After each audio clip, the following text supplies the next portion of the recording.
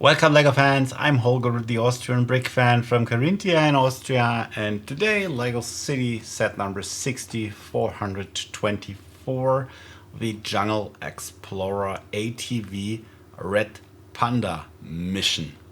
The set consists of 92 pieces and is sold for $10 and euros, and it's the smallest jungle set from LEGO City for this year, for this wave, except the polybag. The polybag is of course